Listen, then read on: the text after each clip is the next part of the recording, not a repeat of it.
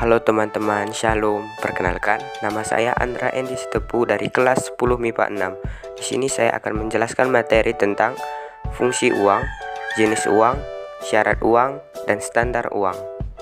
Yang pertama-tama di sini saya akan menjelaskan tentang fungsi uang. Fungsi uang ada dua, yaitu fungsi asli uang dan fungsi turunan uang. Yang pertama, fungsi asli uang. Fungsi asli uang ada tiga, yaitu sebagai alat tukar, sebagai alat penyimpan nilai, dan sebagai alat satuan hitung.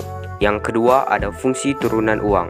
Fungsi turunan uang ada 8, yaitu sebagai alat pembayaran yang sah, sebagai gudang nilai atau store of value, sebagai alat untuk menabung, sebagai alat pembayaran hutang, sebagai alat pemindah kekayaan, sebagai alat penimbun kekayaan, sebagai pencipta kesempatan kerja, dan yang terakhir sebagai alat pembentukan dan pemindahan modal. Yang kedua ada jenis uang. Uang dikelompokkan atas pihak yang mengeluarkan, bahan uang, negara yang mengeluarkan, dan nilai uang. Uang dikelompokkan atas pihak yang mengeluarkan ada uang kartal dan uang giral. Uang kartal yaitu uang kertas atau logam yang beredar di masyarakat. Uang giral adalah alat pembayaran berupa cek, giro, bilet, dan lain-lain. Uang dikelompokkan atas bahan uang. Ada uang kertas dan uang logam. Uang kertas adalah uang yang terbuat dari kertas, dan uang logam adalah uang yang terbuat dari emas, perak, atau logam lainnya. Uang dikelompokkan atas negara yang mengeluarkan. Ada uang dalam negeri dan uang luar negeri. Uang dalam negeri adalah uang yang dikeluarkan oleh negara yang bersangkutan. Uang luar negeri adalah uang yang beredar di dalam suatu negara, tetapi yang mengeluarkannya adalah negara lain. Uang dikelompokkan atas nilai uang. Ada dua, yaitu uang nilai penuh dan uang tidak bernilai penuh. Ketiga, syarat uang. Agar uang dapat berfungsi dengan baik, uang harus memenuhi syarat-syarat berikut. 1.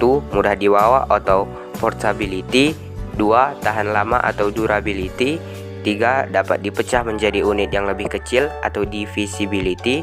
4. Nilai stabil atau stability. 5. Diterima secara umum atau acceptability. 6. Dapat memenuhi kebutuhan masyarakat serta tidak mudah dipalsukan.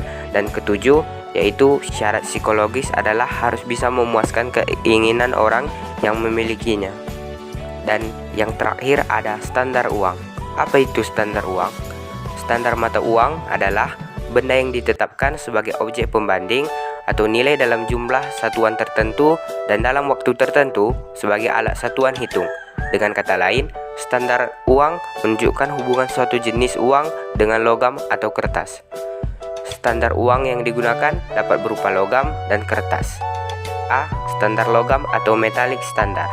Standar logam adalah suatu penetapan logam tertentu sebagai standar keuangan.